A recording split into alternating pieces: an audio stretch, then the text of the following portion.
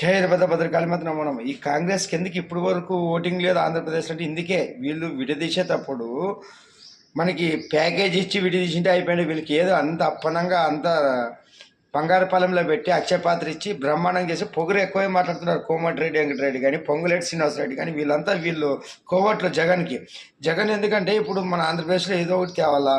రేవంత్ రెడ్డి ఉంటే హైదరాబాద్ పోయే కాదాడా. హైదరాబాద్ పోవాలంటే రేవంత్ రెడ్డి అడ్డుకుంటాడు. బెంగళూరు ప్యాలెస్కి పోతున్నాడు. ఇవన్నీ చూడండి, కుట్రలు చూడండి.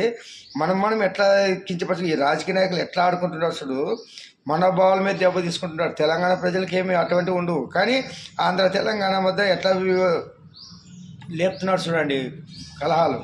మనము చాలా జాగ్రత్త ఉండాలి.